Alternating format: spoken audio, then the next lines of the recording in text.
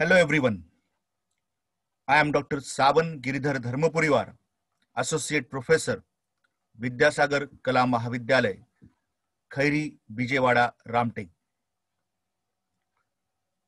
Today, we are going to discuss the topic, the dramatic monologue. In simple words, it is a form of poetry with dominant dramatic note. So let us begin with the topic, the dramatic monologue.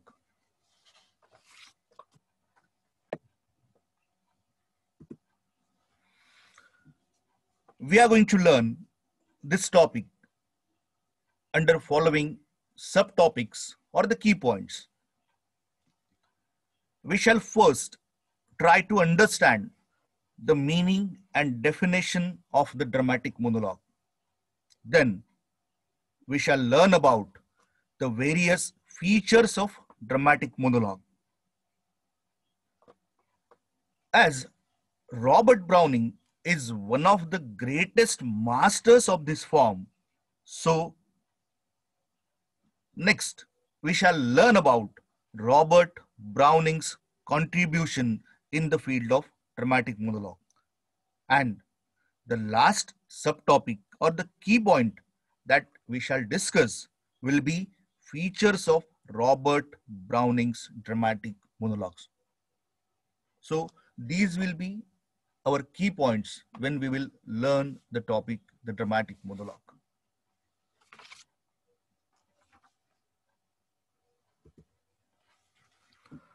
When we think about the meaning and definition of dramatic monologue, we can say that the dramatic monologue is not drama proper.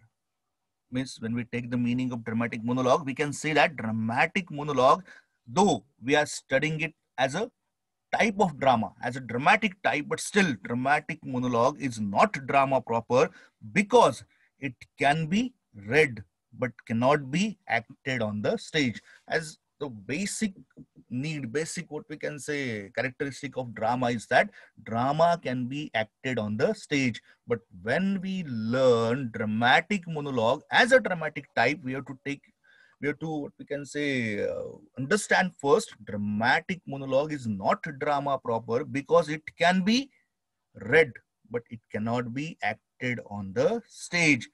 It is a form of poetry, though we are studying it as a drama, but still it has what we can say some elements of poetry. It is a form of poetry with dominant dramatic note.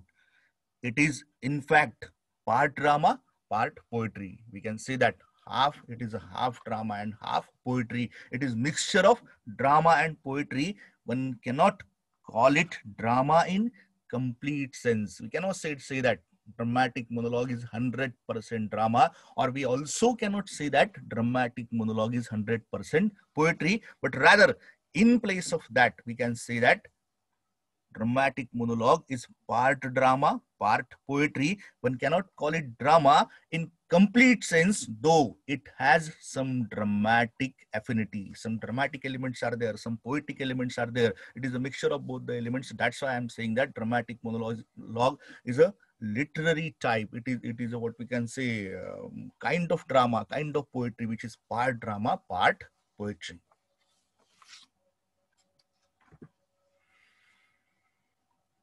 So when we think about the characteristic features of the dramatic monologue, we can say that the characteristic features of dramatic monologue are as follows. The first one,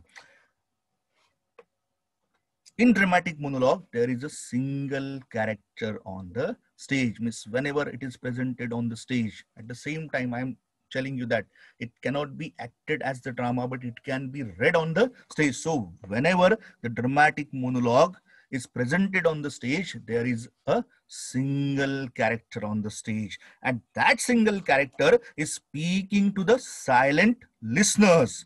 It is generally spoken when there is no other character is present on the stage. Means only single character is there on the stage, and that single character is speaking, revealing his heart. Secondly, it is generally addressed to the silent listeners. And when that character is speaking, when that character is presenting that dramatic monologue, it is generally addressed to the silent listeners, and those listeners are not expected to ask any questions or disturb the speaker. They just have to, what we can say, silently listen whatever that character is revealing or speaking. It is a famous device often employed in poetry to lay bare the heart of the speaker. What are the inner thoughts, what is going on inside the mind of that particular character? Those thoughts are revealed in the form of the dramatic monologue. The speaker of the monologue is expected to reveal himself or his inner thoughts. It is a presentation of particular facet or the character. It does not have any particular story or plot. Means drama contains story, drama contains, what we can say, plot. But in dramatic monologue, it is not necessary that always there will be some plot, and on that plot the dramatic monologue is built. But what we can say, it is a kind of a, what we can say, particular presentation of the particular facet, particular characteristic of that person who is speaking in the form of the dramatic monologue. It is a kind of character study or psychoanalysis.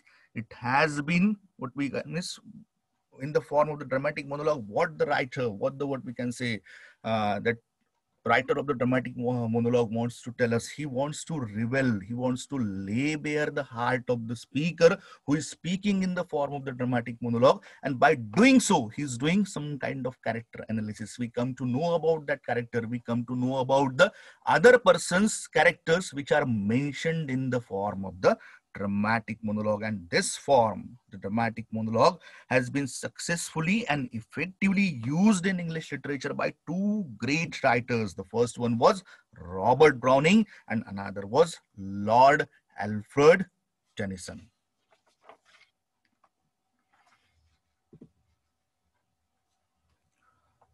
Now we will discuss about Robert Browning's contribution in the field of the dramatic monologue.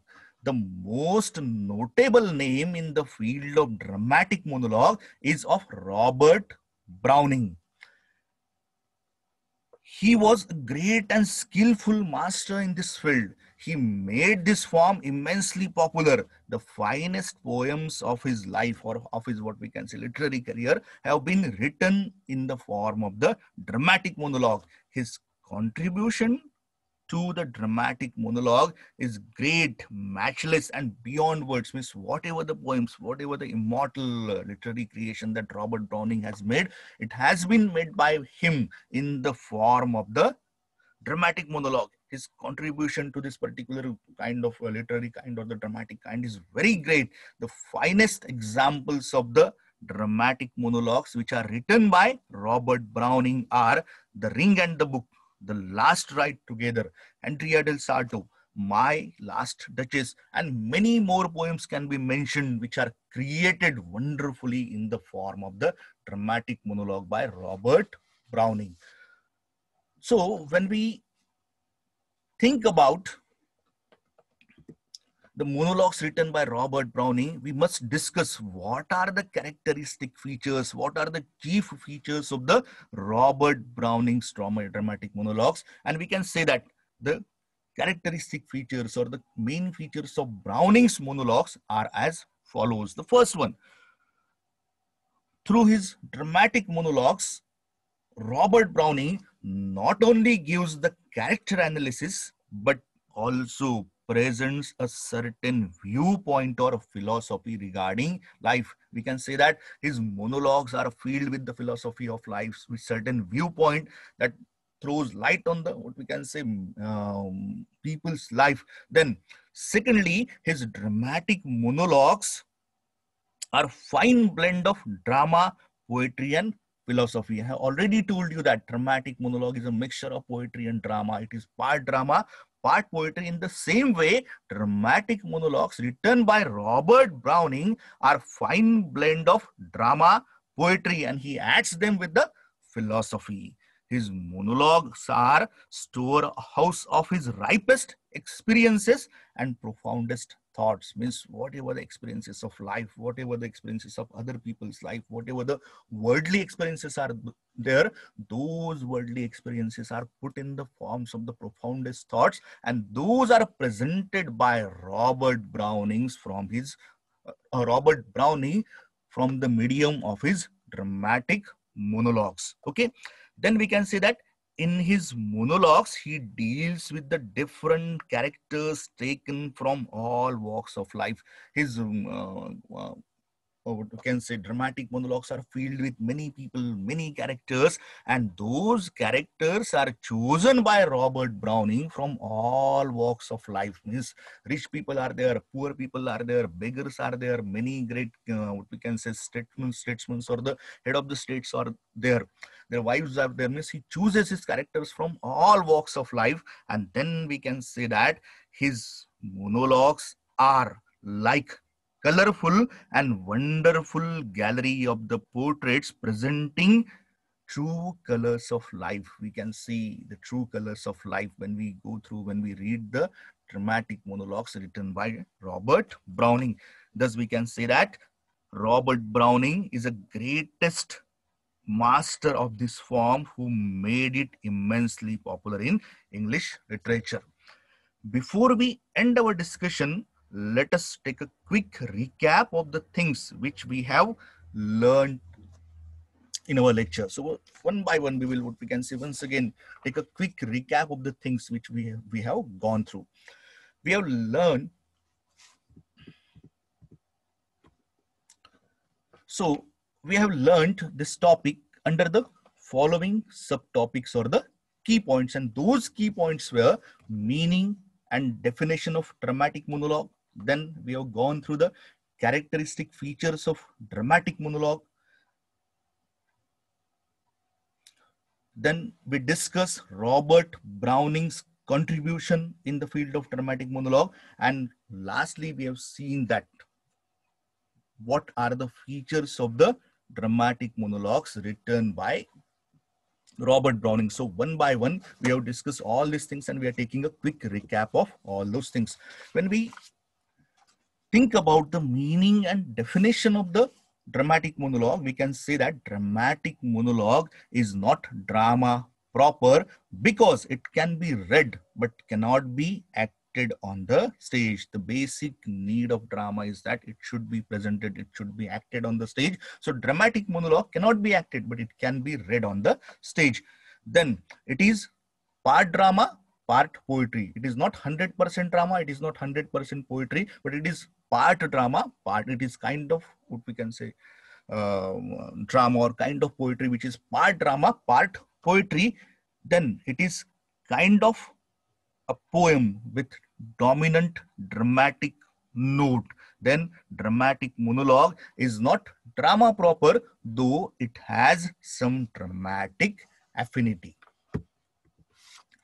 Next, we discuss the various characteristic features of the dramatic monologue. The first one was, in dramatic monologue, there is a single character on the stage which speaks to the silent listeners. Then, when dramatic monologue is presented on the stage, there is no other character on the stage.